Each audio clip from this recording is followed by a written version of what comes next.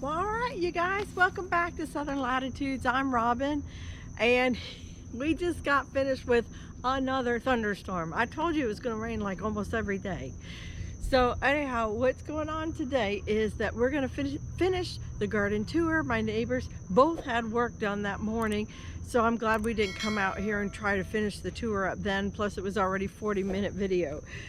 So let's go ahead and finish the tour now. This is North Garden, that's South Garden, and because this one's south, and no, I'm just kidding. This one's north, that one's south. And this is where my vine crops ended up this year. It is, okay, now for you who are new, don't freak out about this wallowed out area. That is perfectly normal for your squash. So what's going on there is this is where it originated. Remember we put down the black plastic and well, it's not really, it's breathable ground cover. And so anyhow, and then we put in Seminole pumpkin and we put in South Anna butternut squash. And what's going on is that that's also the first area to kind of start dying. And then what happens is as it moves out, you see over there in the corner, here, we'll kind of get a little closer. Here too, it's here and also in this corner. You see that? That's where the nodes have, well, the vine has come out here through some collards, southern collards, and then it has moved right here, and well, it hit the fence, a little bit of resistance. It thought it was going to grow up the fence, but then it came down here. And let's see if we can't pick up this part. It's still continuing. There's nothing wrong with this. So right here, can you see that? So each little section here is called a node. There's roots being put out at each node. Oh, I hear more thunder. So now this one doesn't have a node, root at the node, I mean. But this one is just throwing out another root. So while it looks like it is bad news for the center, it's really not. The vine is designed to do this. It's going out and it's going out and it is growing, and it will keep. I turned it back around, and you know, they'll start coming all the way down here and filling up this space. So I have counted about 12 different either squashes or pumpkins in here. And of course we are letting them cross. It really doesn't matter to me. But I thought I just would show you some differences. Now, what I think are I think, okay, are the butternut squash, are these, and they came out kind of a light green, kind of stripy, and then they went right to tan. And then I think what is the Seminole pumpkin have come out a very dark green and are turning to tan. So I think that's right. I think these are the right leaves for Seminole pumpkin because they kind of had more white into them. You see there's a darker green one there. And oh my goodness, I hear that thunder. The thunder's back. This is going to be a very short-lived video. Oh my goodness. And y'all just missed it. I had to turn off the camera because my neighbor was coming out and driving. And oh my goodness, hummingbird came right by. You see that little Florida pepper plant? Stopped right there, stared at it, stared at me, and then then left. And it was so amazing. This is the sort of the fat calyx roselle in here. So they're anywhere from like 2.5 feet to 3 feet high. I do have some of the green beans in here, and they have completely dried up. I need to grab them, not today obviously, but can you see they're kind of dead in there, and I purposely left them. That was all by design because I need some replacement seed, and so that's my replacement seed. Over here we have Queen Anne black-eyed peas.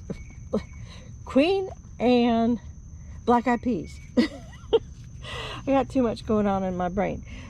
We have some they're kind of intermingled with the squash a little bit. I've let this squash run up here. So, oh, that one's a little bit light green compared to the other one. So that's good. And then I have my original roselle. Let's see. Oh, I must have lost one. Yeah, I must have lost one or two down in here. But anyhow, I still got 4 left. That's okay. That's about all I need. And then more black-eyed peas. The cabbages are still in here. I don't know what I'm going to do with them. Am I going to eat them? They're definitely not growing. I do have a nice one back here. Well, no, it's just making a head. Never mind. It's not really done. This one's just making a head. But I don't really think those are going to be very good eating. So here's what I think is the butternut squash. This one's not as big. Next to Seminole pumpkin. So who knows? Those probably did cross. There's probably good high likelihood that those were crossing. There's another butternut squash. Butternut squash. Butternut squash. And look, see, can you see that? How it's kind of light and green? It's almost stripy. This is a baby, probably South Anna butternut. That's what I think.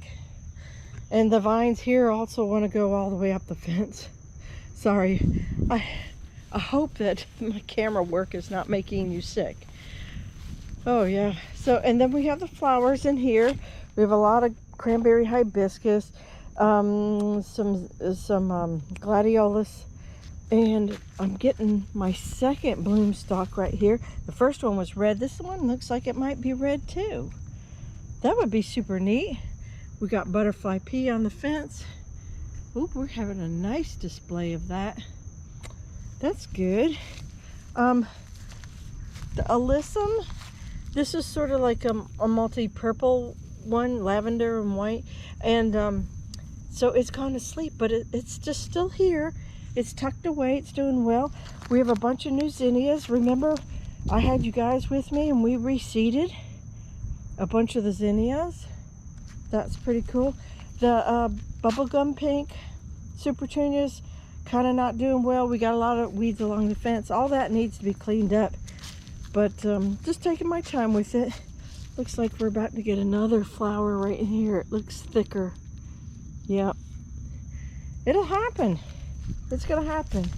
And then my little white periwinkles. It looked like my transplant didn't happen, but then all of a sudden, next thing you know, I have white periwinkles everywhere, and they're really cute right next to the pink zinnias.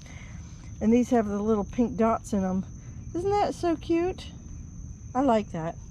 And then we have a little peach zinnias in there. Like I said, we lost a lot of the other things I put in here.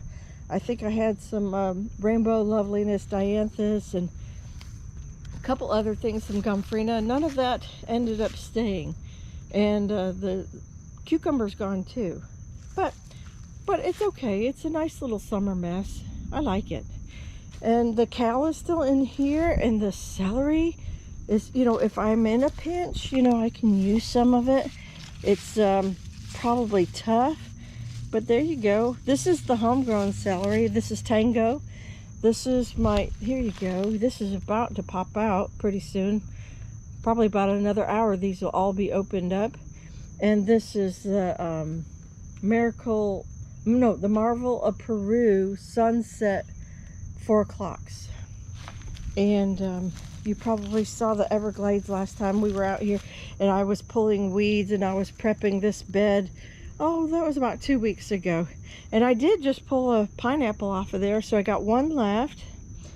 And oh, I bet you guys want to see the watermelon, right? So we left it off where I was going to do land racing of watermelon. I was inspired by one of David the Good's children, one of his son, and so in here I put a sugar baby, I believe was here, and then over here was the Georgia rattlesnake. All watermelons. So not everything green in here is watermelon, but like this is We have a whole bunch of watermelon right here and here, enough to get the job done. Look, we're starting to get a true leaf right there. We've had a lot of rain. And then over here, we're starting to see the Georgia rattlesnake put on its true leaves. So that's pretty cool. It'll be enough. If I just get a handful in here, that's fine. And that seed was 4 years old. So we're gonna put us in a little watermelon garden. Late and completely out of season. Ooh, it's getting dark over there. So if you're planting watermelons, you really should be doing it January, February, March, maybe April. Especially April, you should be looking at transplants. I started from seed in June. I'm totally out of season, and this is completely experimental, just to see if my seed works. And then, of course, we've got the Ciso spinach, the Mexican shrimp. We've got the King Kubo's edible leaf hibiscus. We've got longevity spinach in here. We've got katuk in here. And I saw more blooms the other day. Of course, they're never out here when we are out here together. But right here is where all the blooms are. So somewhere in here are, you know, full-size white sweet potatoes. And I absolutely love them. They're growing super well. I think we're going to have to start going in. We may call this garden tour pretty short, except for I forgot one thing last week when I was giving you the big super garden tour. Was I said we were going to go back to the apples, and we didn't. So let's do that next. Okay, so now I have a couple good videos about apples that I've done recently, so I'll link them in the description box or maybe at the end of this video. But I wanted to show you, I have the Bite Me apple right here. And do you see my apples doing amazing? We did take this was part of the, well, technically the second grouping, and I took one of those off, and then this was the third grouping, and I'm leaving it there. And it looks like this is the smallest one, so perhaps I should have been taking that one off. But you know, I'm gonna leave it. There's not really any conflict in there, maybe nutritionally, but other than that, I don't think there's like a space conflict, at least at this point. But look at that, he's getting bigger and bigger. Yeah, I'm very excited. We're gonna have at least 4 Bite Me apples this year. And also in here, I had a burgundy apple graft, you know, that took, and then I had a Jonas Gold that did not take. And then this is a Cordon, Devonshire Cordon, and here is the Granny Smith graft that took for it. And then I had a Nova Spy graft that has ended up not taking after all. So we're still very happy. I had 50% success on my grafts, and a lot of success on my pollination. So you guys got to see me do some of that in that video. I'll link it in the end. And then also, oh, we are getting some nasty skies above. I have a video from the man that taught me, JR.